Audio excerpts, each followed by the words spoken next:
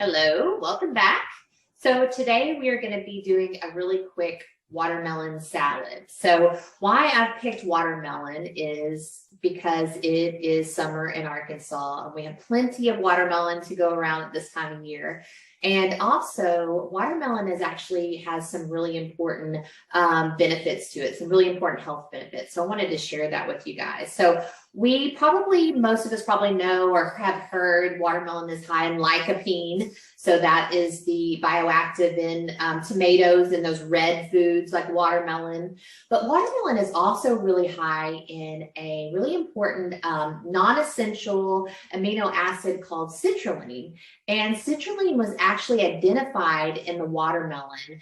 And it is really one of the highest sources of food sources of citrulline is the watermelon. So what does citrulline do for us? Well, it has actually been studied for its antioxidant properties, but it also is really good for cardiovascular benefits as well because it can increase blood flow. And so citrulline converts to arginine, which is an essential amino acid, and that arginine is responsible for that increased blood flow. So really important for that cardiovascular disease as well. And then there's also been some research on athletic performance and recovery, muscle soreness recovery after with watermelon and watermelon juice. So we're going to make a little watermelon salad today, and I hope you guys enjoy it. So I'm just going to cut up this watermelon, and I'm going to cut it in half. And so I'm probably only going to use about half of this watermelon today.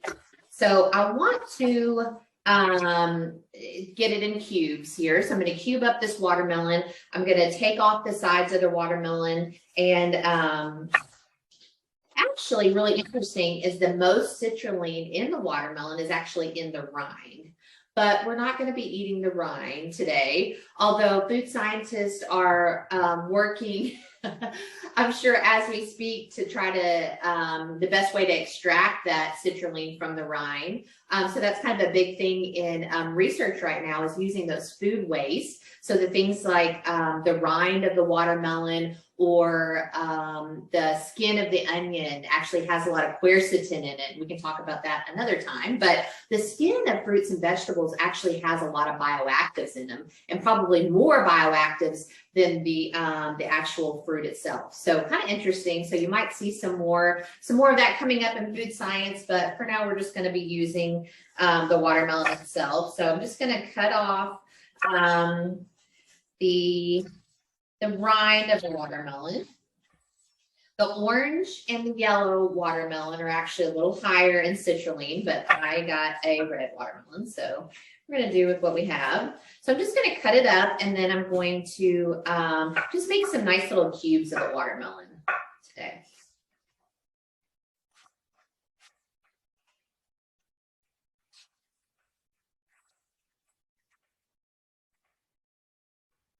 All right, so I'm going to add that to my bowl here. I've got a nice little watermelon, pretty good. So now I'm going to be making the dressing. So I'm going to use a little bit of lime juice in here, a little bit of olive oil, a little bit of maple syrup. So I'm going to add a little bit of lime in here.